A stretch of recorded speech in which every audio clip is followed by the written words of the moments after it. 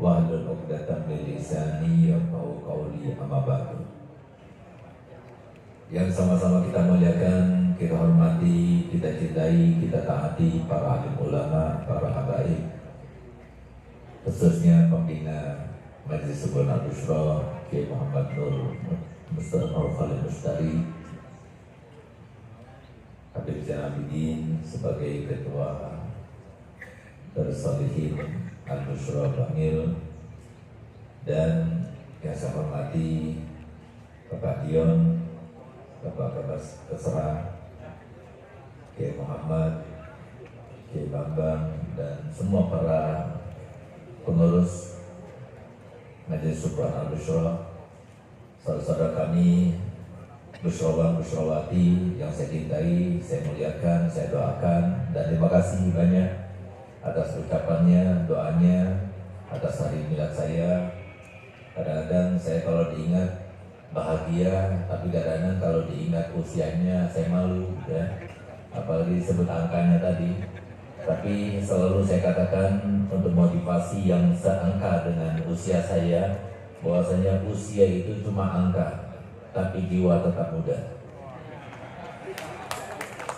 Jadi harus ingat bahwasanya umur itu cuma angka, tapi jiwa tetap muda. Jadi untuk apa sudah kita paham bahwasanya karunia terbesar daripada Allah itu adalah usia. Selama kita masih ada umur, selama itu pula kita masih bisa meningkatkan keimanan dan ketakwaan. Selama masih ada umur, kita bisa meningkatkan ibadah kita. Selama masih ada umur, kita bisa menambah amal ibadah kita, bisa mendekatkan diri kita kepada Allah, bisa menghapuskan dosa-dosa kita, bisa bertobat kepada Allah Ta'ala, bisa banyak hal yang bisa kita lakukan selama kita masih ada umur. Tapi kalau sudah tidak ada lagi, berarti kita tidak bisa berbuat apa-apa. Oleh karenanya, syukurilah. Dan paling besarnya nikmat, di antara paling besarnya nikmat yang Allah beri kepada kita adalah umur. Alhamdulillah, patut untuk kita syukuri. Sehingga kalau seumpama kita mensyukurinya setiap tahun sekali minimal, itu patut untuk kita mensyukurinya. Alhamdulillah, terima kasih banyak atas hadiah, doa, ucapan, sambutan, dan juga apa yang telah yang disampaikan tadi oleh para busyrawan dan busyrawati dan juga para panitia. Terima kasih banyak, dan semoga Allah kabulkan semua hajat antum semuanya, Allah bahagiakan antum semuanya. Semoga sebagaimana Allah antum telah membahagiakan kami tadi, semoga Allah membahagiakan antum semuanya. Pulang dari tempat ini semuanya bahagia dan dibahagiakan di dunia sampai di akhirat bersama keturunan, bersama keluarga. Amin ya rabbal alamin. Alhamdulillah, pagi hari ini sesuai dengan bulan ini, bulan haji, temanya adalah tema yang sangat menarik. Walaupun tema ini sedikit terkait dengan kehendak dan kekuasaan Allah. Saya katakan demikian karena memang terkait dengan takdirnya Allah. Harapan ada, usaha dan upaya harus ada. Harapan memang ada, semua orang berharap. Siapa yang tidak mau berangkat haji? Siapa yang tidak mau berziarah kepada Nabi? Semuanya punya harapan, semuanya punya angan-angan, semuanya punya cita-cita. Tidak ada seorang muslim pun kecuali pasti punya harapan, ya. Kalau semua tidak ada harapan, tidak ada angan-angan, tidak ada cita-cita untuk berangkat haji, untuk berangkat berziarah kepada Nabi, itu pasti akan menandakan akan curamnya dan pupusnya keimanan dalam hatinya. Semua orang ingin untuk melaksanakan ibadah haji dan berziarah kepada Nabi. Tetapi bukan semuanya bisa melaksanakan. Karena haji itu dan ziarah kepada Nabi itu adalah sebuah panggilan. Itu masalahnya. Dimulai daripada firman Allah Ta'ala wa azzin fin nasi bil haji. Jadi panggilan ibadah haji itu adalah sebuah panggilan. Berapa banyak seperti tahun ini? Ya, tahun ini adalah sebuah pembuktian bahwasanya memang haji itu adalah sebuah panggilan. Puluhan ribu yang sudah daftar haji, bahkan sudah selamatan, bahkan sudah sampai ke bandara. bahkan sudah sampai ke Riyadh, bahkan sudah sampai ke bandara Jeddah. Tapi ternyata kembali lagi ke negara kita ini. Kenapa? Karena memang tidak ada panggilannya. Kita tidak bisa menyalahkan pemerintahnya. Kita tidak bisa menyalahkan pemerintah Saudinya. Kita juga tidak bisa menyalahkan orang-orangnya, individunya. Tidak, karena itu adalah sebuah panggilan. Banyak orang yang nggak punya uang bisa berangkat. Berapa banyak pula orang yang punya uang sudah merencanakan bahkan menambah lagi di atas uang yang sudah disetor, sudah sekian ratus juta, ditambah lagi di atas itu semuanya sampai mendekati 1 M, tapi nggak berangkat juga. Artinya apa? Jadi haji itu adalah sebuah panggilan, bukan karena uang, bukan karena kemampuan. Tapi masalahnya di sini yang harus kita laksanakan di sini, usaha itu, upaya itu harus ada. Ketika sesuatu persyaratan pada individu seorang muslim itu ada, maka dia harus laksanakan. Nah, itu yang harus kita lakukan. Baik itu ibadah haji, ibadah puasa, ibadah sholat, ibadah-ibadah yang lainnya. Ketika pada seorang individu muslim mempunyai persyaratan, kewajiban untuk melaksanakan daripada suatu ibadah tertentu, maka wajib dia melaksanakan. Adapun pelaksanaannya, terlaksana atau tidak, itu bukan urusan dia. Karena itu adalah sebuah takdir Allah Subhanahu Wa Taala. Jadi misalnya untuk ibadah haji ini, ibadah haji adalah ibadah termasuk daripada rukun Islam yang 5. Ketika sudah ada persyaratan kewajiban kepada sebuah individu muslim, maka dia wajib untuk melaksanakannya.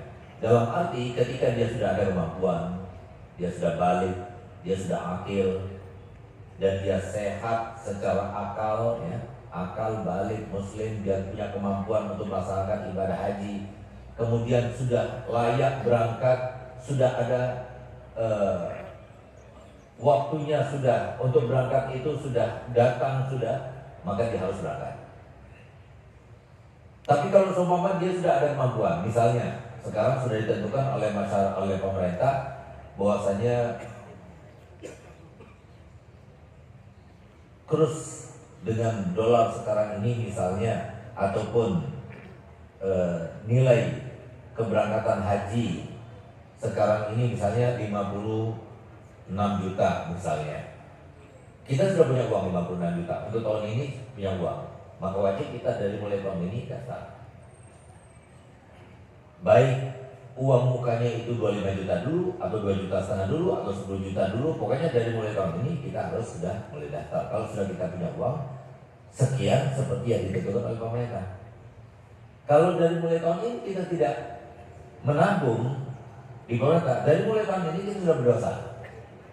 Dan akibatnya, kalau semua tahun ini kita meninggal dunia tanpa kita menyetor uang untuk pendaftaran haji dari mulai tahun ini, berarti mulai tahun ini kita berdosa. Dan dari mulai tahun ini pula semua kesaksian kita sebagai saksi nikah, saksi apapun juga yang diperbolehkan atau diperuntukkan di dalam syariat Islam itu dianggap batal semuanya. Itu konsekuensinya itu seperti itu. Nah, oleh karenanya ketika kita meninggal dunia dan kita sudah divonis sebagai seorang yang mampu untuk melaksanakan ibadah haji tapi tidak daftar, tapi tidak melaksanakan, jadi tidak melaksanakan dan tidak daftar gitu. Kalau sudah daftar, aman sudah. Jadi misalnya sudah daftar tahun ini, tahun 2025 kita sudah mampu karena sudah ada uang tabungan sebanyak 56 juta sesuai dengan ketentuan pemerintah bahwasanya ongkos haji tahun 2025 56 juta misalnya. Kita sudah punya uang saldo 56 juta. Dari mulai tahun 2025 kita sudah punya kemampuan. Berarti 2025 kita harus daftar. Dari mulai 2025 kalau kita tidak daftar kita berdosa. Nah, jadi 2025 kita harus daftar. Jadi kalau semua kita harus nyetor semuanya sesuai dengan aturan mereka, kita harus setor semuanya. Tapi kalau kita harus uang muka sekian, ya uang muka sekian berarti sisanya kita boleh gunakan untuk modal ataupun kita putar dan sebagainya, terserah. Nah, tapi yang perlu diingat, pahami benar-benar, 56 juta itu kalau kita cuma punya saldo 56 juta memang belum sampai nisab zakat. Tapi kalau seumpama kita gabung dengan uang yang lainnya sampai kepada harga emas 84 gram, maka hukumnya wajib dikeluarkan zakat. Selama masih nimbrung uang yang kita setor itu di pemerintah, ya, di bank pemerintah ataupun di setoran itu kita harus hitung terus sampai kita berangkat. Nah, pahami itu ya. Jadi bukan pemerintah yang nanggung zakatnya, kita yang nanggung. Ya, jadi seumpama kita tahun 2025 daftarnya, lalu berangkatnya tahun 2045. Berarti berapa tahun? 20 tahun. 20 tahun itu uangnya 20, selama 20 tahun itu dihitung juga. Bukan nggak dihitung. Saya itu sudah store, bukan uang saya lagi, tetap uang kita. Kalau kita meninggal, berarti itu uang kita yang harus dibagikan kepada ahli waris. Kapan saja kita bisa ambil, jadi tetap uang kita itu. Jadi harus dihitung, termasuk bagian daripada uang yang harus kita zakati. Nah, jadi artinya setiap tahun kita gabungkan dengan uang zakat kita. Jadi bukan kita abaikan, tetap kita hitung saja. Kalau kita setor semuanya itu lebih baik, tapi tetap di kita keluarkan zakatnya, bukan tidak keluarkan, tetap kita keluarkan zakatnya. Dan kita mengatakan, wah rugi dong, jangan, nggak ada rugi. Karena harta kalau dizakati akan bertambah. Jadi kalau tahun ini kita keluarkan zakatnya, tahun depan pasti kan bertambah uangnya. Tapi kalau kita nggak keluarkan zakatnya, maka itu ya nggak bertambah. Jadi jangan kita merasa rugi dengan mengeluarkan zakat, tapi itu akan bertambah. Cuma harus diingat bahwasanya uang yang tertimbun atau yang terletak atau kalau semua kita nggak ditaruh, nggak di store, itu kan kita nggak dapat apa namanya itu, nggak dapat apa namanya, nomor untuk nggak dapat apa? Porsi itu. Nah, jadi kita harus tetap memang harus seperti itu aturannya di Kemenang seperti itu. Nah, jadi maka dari itu tetap kita harus setor, tapi kita harus dihitung nanti setiap tahun kita keluarkan, gabungkan dengan uang yang ada di rekening kita untuk kita keluarkan zakatnya. Jadi harus sabar seperti itu, nggak bisa kita nyalakan pemerintahnya dan sebagainya, nggak usah. Nah, tetap kita keluarkan setiap tahunnya. Nah, jadi itu yang harus kita ingat. Nah, tapi masalahnya adalah yang tidak mau daftar. Nah, nggak usah kita memikirkan begini. Loh, itu nanti kalau sama pemerintah itu mau diputar atau enggak diputar, nanti bunganya itu siapa? Itu bukan urusan kita, itu urusan pemerintah. Antara mereka sama Allah, itu urusan Kemenang, itu urusan Pak Ali itu. Itu urusan kita. Nah, cuma yang urusan kita adalah kalau seumpama kita sudah berkewajiban tapi tidak nyetor. Nah, itu. Ini tema kita sekarang ini. Sudah berkewajiban tapi tidak nyetor. Itu uang kita itu sama seperti pohon yang ada benalunya. Silakan. Uang kita yang kita dapatkan itu adalah titipan daripada Allah. Milik kita semuanya, silakan. Mau beli rumah, silakan. Mau beli tanah, silakan. Mau digunakan untuk ini, untuk itu, silakan. Tapi ingat, ada bagian kewajiban kita. Zakat itu wajib. Kemudian haji itu wajib. Hal-hal yang Allah wajibkan wajib. Itu bukan milik kita, itu milik Allah. Segerakan. Nah, gitu maksudnya. Sementara setan itu berusaha bagaimana caranya supaya kita tidak melaksanakan perintahnya Allah. Nah, itu diwaspadai yang semacam itu. Nah, jadi makanya Allah Ta'ala firman Al-Quran, wasyaitonu ya'idukumul faqra wa ya'murukum bil fahsya. Setan itu selalu mewanti-wanti kalian, menakut-nakuti kalian dengan kefakiran. Jangan sekarang, lebih baik pakai modal dulu, tahun depan saja. Jangan sekarang, nanti kalau kamu sekarang kan masih muda, kamu nanti haji paling muda. Ada saja macam-macam yang seperti itu. Jangan ikuti. Kalau mau boleh saran saya, ada sebagian provinsi di Indonesia Tapi provinsi Jawa Timur nih ya, Jawa Timur. Kalau boleh saya sebut itu biasanya di kalangan kita di Madura itu, kelas Madura itu. Itu Madura itu kalau seumpama orang tua itu dianggap kewajiban sama orang tua. Jadi kalau orang tuanya itu kalau seumpama dia itu mampu, dia hajikan semuanya. Dia daftarkan semuanya. Jadi pertama suami istri, nanti anak yang pertama, anak kedua, anak ketiga, sampai semuanya. Jadi kalau semua dia itu bisa mampu untuk melaksanakan semuanya, haji semuanya, dia hajikan semuanya. Jadi itu seakan-akan kewajiban yang melekat kepada orang tua gitu. Padahal itu bukan kewajiban, tahu mereka, tapi itu mereka merasa bahwa itu adalah suatu kewajiban. Sehingga rata-rata kalau mereka itu di dalam keluarga itu suatu kewajiban. Jadi kalau semua mereka sudah mampu, sebelum mereka itu berikan rumah, sebelum mereka berikan tanah, sebelum mereka itu memikirkan warisan, sebelum mereka memikirkan apapun, itu yang pertama mereka pikirkan sebelum mereka memikirkan perkawinannya dan sebagainya, itu hajinya. Itu orang Madura biasanya. Tapi orang Madura dulu, nggak tahu orang Madura sekarang. Nah, penting itu. Kenapa? Jangan sampai nanti anak tidak memikirkan hajinya. Sampai orang tua itu mikirkan anaknya dulu. Padahal bukan kewajiban orang tua. Kewajiban individual itu namanya. Bukan kewajiban orang tua. Tapi sampai orang tua itu sampai takut anaknya itu lupa akan dirinya. Sampai dia tidak memikirkan kewajibannya. Sampai dipikirkan orang tua.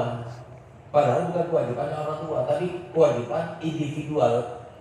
Kewajiban masing-masing individu sebetulnya. Tapi karena orang tua itu takut sampai anaknya itu lupa ketika nanti punya uang, kemudian dia lupa ketika sudah sampai ke batasnya, dia punya saldo yang cukup untuk daftar haji, dia tidak daftar haji. Mulai tahun itu berarti dia itu termasuk yang berdosa. Kata Nabi SAW, insya'a mata nasroniyan wa insya'a mata majusiyan. Barang siapa yang sudah mampu untuk melaksanakan ibadah haji, tapi dia tidak melaksanakan haji, maka jika dia mau silahkan mati dalam keadaan Nasrani. Kalau dia mau silahkan dia mati dalam keadaan Yahudi. Kalau dia mau silahkan dia mati dalam keadaan Majusi, kata Nabi Muhammad. Dari saking dosanya yang besar itu, saking takutnya orang tua itu sampai anaknya seperti itu, maka didaftarkan, dibiayai sama orang tua, termasuk kewajiban orang tua. Padahal bukan termasuk kewajiban orang tua. Mereka tahu, Al-Badr itu tahu gitu. Cuma dari saking takutnya mereka itu sampai anak itu lalai, anak-anak itu mengabaikan gitu. Itu yang saya tahu orang tua di Madura itu seperti itu. Nah, jadi kalau seumpama kita bisa seperti itu lebih baik. Dan saking takutnya sampai anak-anak itu tidak mengabaikan kewajiban semacam itu. Nah, ayo sama-sama kita pahami bahwasanya ketika kita itu sudah berkewajiban, sudah memenuhi syarat suatu kewajiban, baik itu sholat, puasa, haji, zakat dan sebagainya, cepat dilaksanakan, jangan diabaikan. Kenapa? Ketika sudah datang waktunya, lalu kita menyia-nyiakan, kita mengabaikan, kita menunda-nunda, yang bikin kita itu mengabaikan, yang bikin kita menunda-nunda itu ya setan. Coba lihat, datang azan waktu sholat, nanti kan lama, itu siapa? Setan. Jadi kalau sudah datang waktunya sholat, cepat sholat. Ketika masuk waktu niat untuk puasa bulan Ramadan misalnya, begitu masuk waktu azan maghrib kita buka, ya. Begitu kita niat, begitu kita sholat apa kita makan, ya, kita niat. Takut lupa, sudah waktu tarawih, langsung habis sholat tarawih kita langsung baca niat. Untuk apa? Supaya jangan lupa. Nah, seperti itu. Jadi ketika sudah datang kewajiban, waktu kewajiban, maka langsung kita laksanakan. Supaya apa? Jangan sampai datang mendekati kewajiban kemudian kita mengabaikan atau menyia-nyiakan. Itu bukan cuma kewajiban haji saja, tapi semua kewajiban seperti itu. Jadi ketika datang langsung laksanakan. Nah, termasuk di antara kewajiban-kewajiban yang banyak digoda oleh setan, apa? Kewajiban nyaur utang. Itu banyak digoda sama setan. Waktu ngutang, masya Allah ngemisnya luar biasa. Ketika bayar utang, wajib malah tidak bayar-bayar. Itu sangat-sangat berbahaya. Mohon maaf, saya cuma mengingatkan saja. Karena bayar hutang itu ya, itu termasuk kezaliman yang sangat luar biasa. Kata Nabi Muhammad, matlul ghani zulmun. Menunda-nunda membayar padahal dia orang kaya, orang mampu untuk bayar, itu adalah sebuah kezaliman. Dan ingat, walaupun yang punya utang itu dia orang kaya, tapi dia terzalimi. Kenapa? Kan ini sudah jadi. Saya hutang berapa? Seminggu. Oke, kasih.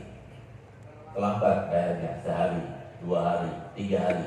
Hari pertama terlambat, itu sudah dia terzalimi. Hari kedua terlambat, hari kezaliman yang kedua, hari kezaliman ketiga, hari kezaliman keempat. Kalau dia itu doa apa saja kepada orang yang menzalimnya, itu terkabulkan. Itu bahayanya orang yang dizalimi itu. Orang yang dizalimi doa apa saja kata Nabi SAW itu tidak ada hijab. Sehingga apa? Nggak ada berkahnya. Makanya ingat, bahayanya orang yang menzalimi itu bahaya sekali. Hidupnya itu tidak ada berkahnya. Ya oleh karenanya saya ingatkan, jadi kalau seumpama kita berhutang, jangan berhutang kecuali darurat.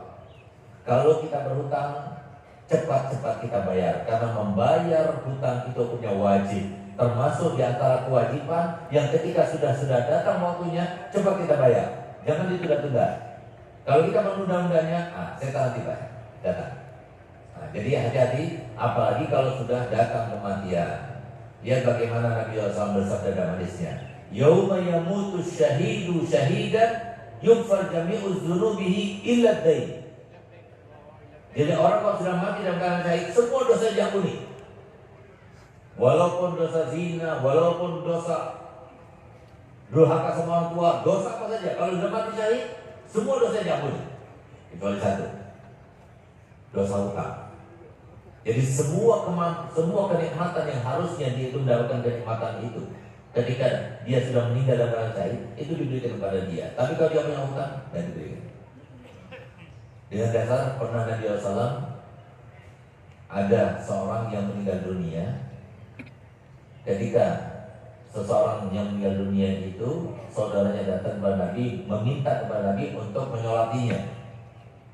Nabi bertanya kepadanya, ya Rasulullah, saudara kami meninggal dunia, tolong sholati. Tiba-tiba Nabi mengatakan, dibawa jenazahnya ke masjid. Setelah jenazahnya sudah siap di masjid, Nabi akan sholati. Tiba-tiba Nabi bertanya, dia punya hutang? Geli ya Rasulullah. Berapa hutangnya? 4 dirham. 4 dirham itu cuma sekitar 190 sekian ribu. 190 sekian ribu. Apa kata Nabi? Sallu ala ahlikum. Sholatilah saudara. Kesian Imam Ali, karena yang semula akan disolati oleh Nabi tidak jadi karena dia punya hutang. Imam Ali dan Sayyidina Sa'ad bin Abi Waqqas, dia mengatakan, ya Rasulullah, sholatilah, kami akan menanggung hutangnya. Baru Nabi SAW sholat. Itu terjadi siang hari. Sore hari dicari Imam Ali oleh Nabi. Ali, sudah kau bayarkan hutangnya? Belum, cepat kau bayarkan hutangnya. Malam hari dicari oleh Nabi. Ali, sudah kau bayarkan hutangnya? Belum, cepat kau bayarkan hutangnya. Pagi hari dicari oleh Nabi. Ali, sudah kau bayarkan hutangnya? Baru saja aku pulang dari rumahnya untuk bayarkan hutangnya. Apa kata Nabi? Baru saja aku melihat di dalam kuburnya api yang membakarnya baru padam. Jadi artinya apa? Nabi menolak untuk menyolatinya kemarin, kan apa? Syafaatnya Nabi tidak akan sampai kepadanya kalau dia punya hutang. Kesian almarhum. Jadi jangan sampai almarhum orang tua kita meninggal dunia masih punya hutang. Tapi sekarang makanya, jadi kalau kita masih punya hutang, jangan meninggal dulu. Ya, jangan meninggal dulu, sahur dulu hutangnya, jual aset kita untuk bayar hutang. Karena apa? Jangan berharap kita berahli waris. Sekarang ini Masya Allah, banyak sekarang anak-anak muda, kalau kita meninggal dunia, apalagi sampai meninggal dunia meninggalkan hutang, jangankan seperti itu, meninggal dunia tanpa meninggalkan harta waris. Masya Allah, anak muda sekarang ini banyak yang mengumpat orang tuanya sendiri. Dasar orang tua nggak bisa menguntungkan anaknya. Nah, ini masa demikian. Jadi jangan mereka, karena mereka nggak pernah dididik bagaimana menghormati orang tuanya. Ini sudah zamannya sekarang ini. Nah, makanya hati-hati, jangan sampai kita meninggal dunia dalam keadaan tidak punya hutang. Jadi kalau punya utang, catat baik-baik, taruh di catatan di HP, taruh di kertas, taruh di dompet. Kenapa? Orang kalau meninggal pertama kali yang dicari catatan di HP atau di dompet. Nah, jadi kalau seumpama kita punya utang, ada di catatan. Jadi paling tidak kalau seumpama ada inisiatif yang baik, maka di dalam HP itu atau di dalam dompet itu akan dikeluarkan dan dilaksanakan, dibayarkan hutangnya. Ini penting sekali. Mohon maaf, karena apa? Karena hutang itu dapat mencegah syafaatnya Nabi. Jadi yang kita harapkan syafaatnya Nabi. Jadi ayo, jadi bebaskan orang tua kita, bebaskan keluarga kita, dan bebaskan diri kita daripada hutang. Jadi hutang itu sangatlah besar akibatnya, besar bebannya nanti setelah kita meninggal dunia. Kalau seumpama kita belum mampu datang kepada orang yang mengutangi kita, minta maafnya dan bilang kepada mereka, saya akan berusaha, saya masih berusaha. Jangan kita biarkan mereka itu dalam keadaan berpikiran enak-enaknya, mereka itu ketawa-ketawa dan sebagainya, dibiarkan begitu saja. Bahkan mohon maaf, kadang-kadang kita itu datang mau minta hak kita, tapi kita itu dipototi, kita dimarahi, kita dicuekin dan sebagainya. Itu kan nggak tahu diri orang semacam itu. Jadi ayo sama-sama kita kalau punya hutang berarti kita telah menzalimi orang yang menghutangi kita, apalagi sudah lewat waktunya. Jadi paling tidak ayo kita minta maaf, kita doakan dia, kita berbuat baik kepada dia karena kita telah menzalimi dia, paling tidak. Jadi ayo sama-sama kita berusaha berupaya bagaimana cara menutupi hutang kita, jangan sampai kita malah tambah menzalimi dia. Hanya kita minta pada Allah Ta'ala semoga kita bukan termasuk yang menyia-nyiakan, mengabaikan, meremehkan suatu kewajiban, baik itu haji, zakat, puasa, sholat, hutang, dan lain sebagainya. Karena itu adalah salah satu daripada bisikan dan tipuan setan. Dan semoga kita dikuatkan keimanan dan ketakwaan, sehingga kita dikuatkan Allah Ta'ala taufiknya, hidayahnya, riayah dan inayahnya, sehingga kita semuanya insya Allah dijadikan orang beriman dan bertakwa. Al-hadiniyah walikul niyatin salihah wa ala manazal salih. Al-Fatihah.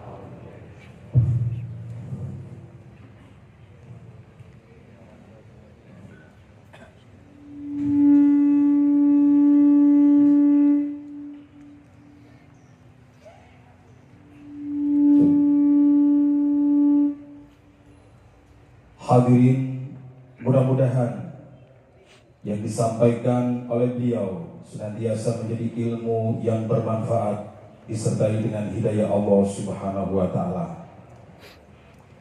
Ada permintaan Fatihah satu dari almarhum Ustadz Haji Sa'roni Yasin untuk Ustadz Haji Sa'roni Yasin, untuk Bapak Daliman, untuk Ibu Jariza, untuk Bapak Daliman, untuk Ibu Mutia dan Ibu Lili Zahra. Yang kedua untuk Ibu Haja Ulfayani yang lagi sakit. Yang ketiga untuk jamaah yang lagi hamil tua, mudah-mudahan lancar dan selamat. Yang kelima untuk jamaah yang mau operasi atas nama Nikmatus Suwaibah. Yang keenam untuk akdun nikah Muhammad Fikri dan Mustika Indawarti. Monggo. Al-Fatihah ala hadiniyah wa ala niyah. Anallahu jalla wa jalla wa istiwa mardan mardan muslimin wa yaduklah hajatna wa hajatul muslimin ala hadiniyah bunyatin salihah wa ala manazal salih. Al-Fatihah.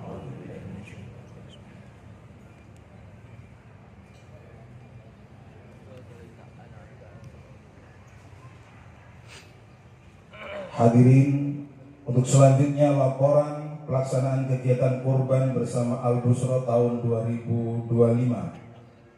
Alhamdulillah diperoleh hewan kurban sebanyak 16 ekor kambing, diantaranya berasal dari bagian Kesra Pemda Kabupaten Pasuruan, dari Polres Pasuruan, dari Dinas Pendidikan, dari PLT Camat Bandaan, dari Pak Nurholis, dari Bu Lili Mustoana, Ibu Eni Agustin, dan dari Dawa, serta lain-lainnya yang tidak bisa kami sebut satu persatu.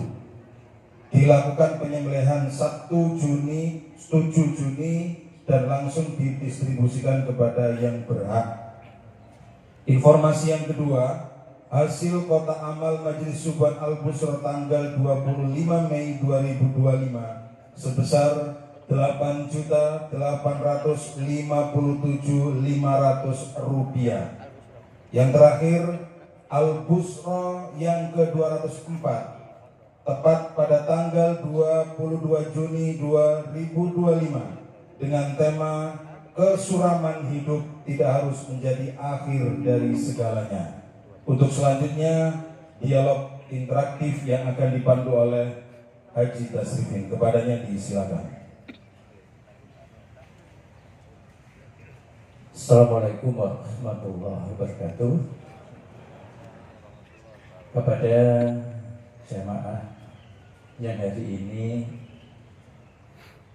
pertanyaan belum bisa terbaca, insya Allah akan saya sampaikan langsung pada beliau. Karena hari ini ada hampir 10 pertanyaan yang sesuai dengan tema. Pertama, Beb, saya berkorban, tapi korbannya arisan. Jadi tidak seketika itu bisa berkorban. Tapi alhamdulillah berkat arisan itu akhirnya saya bisa berkorban. Bagaimana hukumnya? Yang kedua, saya sudah umroh 2 kali, tapi belum haji. Uang sudah ada, tapi nunggu 32 tahun lagi. Usia saat ini 57 tahun. Bagaimana seharusnya? Yang ketiga, jika orang tua meninggal belum sempat berhaji, padahal warisannya cukup untuk berhaji, bagaimana hukumnya? Kami patungan kurban sapi, tapi bukan sekeluarga dan bukan satu muhrim. Apakah kelak nanti di akhirat kendaraan itu dikendarai bersama? Berikutnya, kalau kita dapat uang sudah mengeluarkan zakat, uang itu saya tabungkan. Apakah uang tabungan itu tetap kita hitung untuk zakat berikut? Ada orang pensiun deh, usianya 60 tahun, ingin berhaji. Dengan uang pensiun itu saya ingin berhaji, tapi nunggunya 30 tahun lagi deh. Bagaimana seharusnya? Yang terakhir, keluar dari tema, istri saya minggat deh,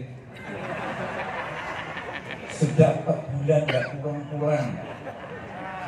Apakah saya harus tetap menafkahi? Terima kasih. Assalamualaikum warahmatullahi wabarakatuh.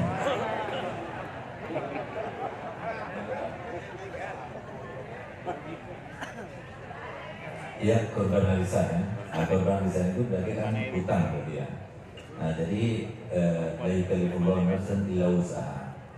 Berdasarkan ayat itu, maka ibadah itu tidak wajib untuk memaksakan ya. Jadi bahkan hukumnya makruh untuk memaksakan. Jadi tunggu sampai kita mampu. Jadi kurban itu kalau semua di rekening kita ada kelebihan di atas kebutuhan kita untuk makan hari itu dan keesokannya, malam itu, hari itu dan malam itu ada uang lebih 2,5 juta sampai 3 juta untuk beli hewan kurban yang memenuhi syarat, maka sunnah untuk kita berkurban. Tapi kalau nggak punya uang segitu, maka nggak sunnah untuk berkurban. Nah, tapi kalau semua arisan, berarti kan dia nggak punya uang segitu kan. Tapi kalau kita kumpulkan sampai berapa tahun baru kita punya. Berarti kan kita punya utang. Berarti yang dapat arisan tahun ini bisa berkurban, yang lainnya berarti nggak bisa berkurban. Nah, itu hukumnya sah, ya, tapi makruh karena memaksakan diri. Nah, jadi sah tetap, tapi memaksakan diri itu makruh hukumnya gitu.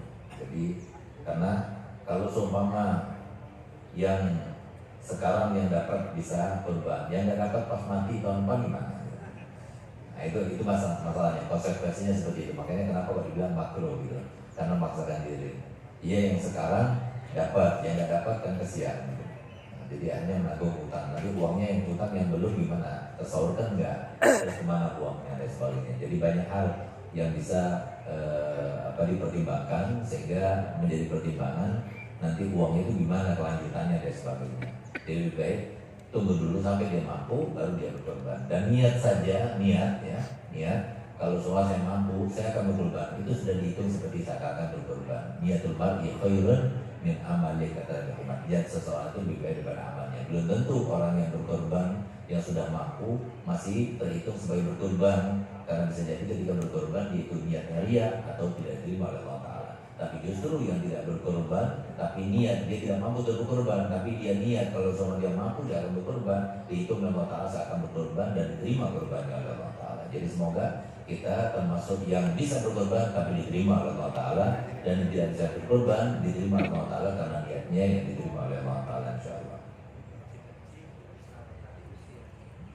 Ya, yang penting tadi ya, yang penting kalau sudah memenuhi syarat karena ada uang untuk melaksanakan ibadah haji, daftar. Persoalan kita itu melaksanakan nanti karena dapat porsinya itu setelah 30 tahun dan sebagainya, itu urusan nanti. Karena bisa jadi dengan berubahnya ya aturan ke depan, kita nggak tahu gitu ya. Berubahnya aturan ke depan, ya bisa jadi yang tadinya 30 tahun jadi tahun depan bisa berangkat, kita nggak paham. Bisa jadi kuota yang akan diberikan oleh pemerintah Saudi untuk kita lebih nanti. Nah, bisa jadi. Yang penting pokoknya sekarang kalau sudah memenuhi syarat daftar, itu saja. Sehingga kita mulai tahun kita itu memenuhi syarat, kita nggak dosa, itu saja.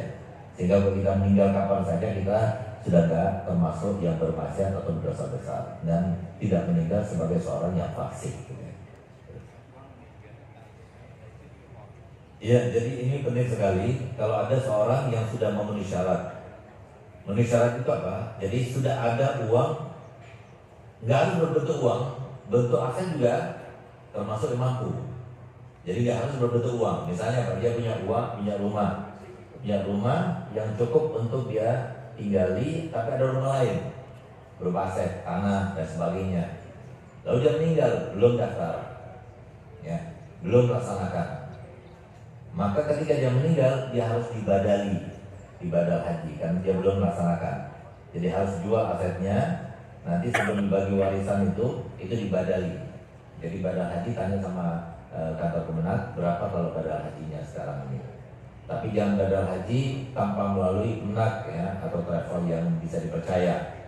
Karena badal haji banyak sekarang cuma namanya saja badal tapi nggak dilaksanakan. Jadi cari yang betul-betul dilaksanakan, itu biasanya mahal. Lebih baik mahal tapi betul-betul dilaksanakan, jadi supaya dianggap sah. Nah, karena itu utang almarhum kepada Allah Ta'ala, jadi harus dikeluarkan itu daripada harta warisnya. Jadi tetap harus dikeluarkan itu. Iya, jadi patungan kurban sapi itu kan untuk 7 orang. Boleh untuk yang muhrim maupun yang tidak muhrim. Dan nanti kalau sudah di akhirat itu sudah tidak ada lagi namanya muhrim nggak. Jadi nanti insya Allah bersolat sama bersolawati, nanti kalau di surga kita boleh berselamat ya. Nah, jadi kita kalau di sana boleh berselamat, boleh kita bertatap muka, bahkan nanti kita di sana nggak pakai ini jilbab lagi, sudah boleh, sudah nanti. Kalau sekarang jangan dulu gitu. Nah, jadi kalau mohon maaf saya nggak selamat kok sekarang ini, kalau berselamat sama perempuan itu bergetar tangan saya gitu. Jadi saya takut kok sekarang gitu. Kalau nanti di sana sudah nggak ada lagi, karena syahwat saya nanti kalau di situ hanya untuk istri saya, untuk bidadari saya. Makanya doakan ibu-ibu bidadari saya biar paling sedikit 1000 lah gitu. Jadi biar lebih bergelora saya nanti di surga gitu. Kalau di sini saya takut gitu, karena kalau begitu selama perempuan bergetar tangan saya gitu.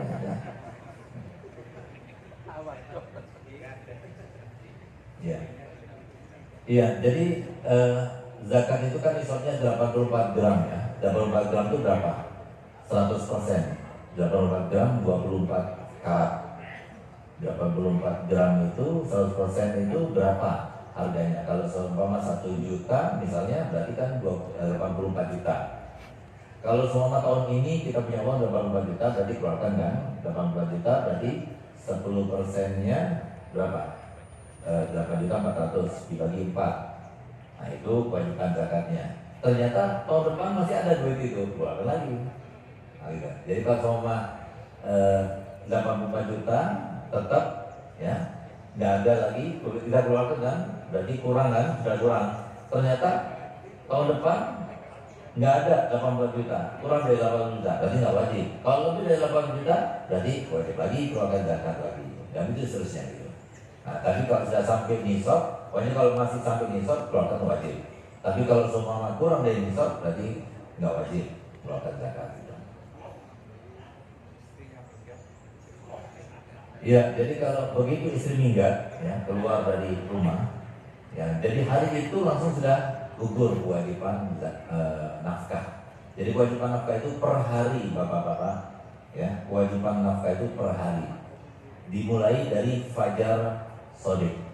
Jadi mulai subuh itu kewajiban kita itu ngasih nafkah sama istri. Tapi kita di Indonesia kita nafkah itu seakan-akan bukan per hari, ya banyak. Kewajiban kita setiap bulan pokoknya makan sama-sama karena kita makan sama-sama. Padahal ibu-ibu itu dapat uang belanja itu dari suaminya itu biasanya harusnya itu per hari untuk ibu sendiri. Jadi tergantung kalau ibu itu suaminya orang nggak punya misalnya ya mungkin antara 15 sampai berapa gitu ya. Kalau orang sederhana ya mungkin 50 atau berapa. Pokoknya standar itu kembali pada suaminya. Kalau orang yang punya sekian gitu ya, nah itu per hari. Nanti ada lebihnya itu untuk istrinya sendiri. Nah tapi di Indonesia ini nggak seperti itu, biasanya langsung ngasih per bulan gitu. Jadi apa yang dikasih per bulan itu oleh istrinya itu nanti ada lebihnya itu milik istri. Nah makanya istrinya itu harus pintar kalau dikasih sama suaminya, tanya sama suaminya, ini buat saya. Nah, jadi kalau semua ada lebihnya berarti buat ibu gitu. Nah, tapi kalau semua kalau diberikan sesuatu dan dibilang buat ibu, nah itu berarti milik sama-sama. Nah gitu. Jadi kalau saya kasih berikan apa-apa, tanya bu, Pak ini buat saya, nah, gitu lah. Jadi berarti buat ibu itu. Belikan TV buat saya, belikan kursi buat saya, nah, gitu. Belikan rumah buat saya, gitu. Jadi berarti buat ibu itu. Jadi biar betul-betul jelas itu buat siapa. Kalau enggak itu milik suami masih itu. Nanti kalau soal terjadi perceraian dan sebagainya, karena dalam Islam itu nggak ada harta gona gini kecuali kalau seumpama kerja sama-sama. Nah itu nanti ada gona gini, itu pun pakai suluh itu namanya gona gini itu. Jadi kalau kita pakai hitungan kemenat ya, agama Islam syariat itu seperti itu. Jadi dengan suluh. Jadi berapa pemasukan suami, berapa pemasukan istri, dan itu kita persentasekan. Nah itu gona gini dalam Islam, tapi kalau gona gini dengan pengadilan umum beda lagi. Nah, tapi kepada agama seperti itu. Makanya solusinya kalau dikasih sama suami harus diperjelas. Ini buat saya, gitu. Harus diperjelas. Jadi supaya jelas itu milik suami atau milik istri atau milik bersama. Nah, jadi semoga berkah semuanya. Suaminya banyak uangnya, istrinya banyak uangnya, harmonis, romantis semuanya, dan anak-anaknya semuanya bahagia sampai keturunan sampai akhir kiamat insyaallah. Amin ya rabbal alamin.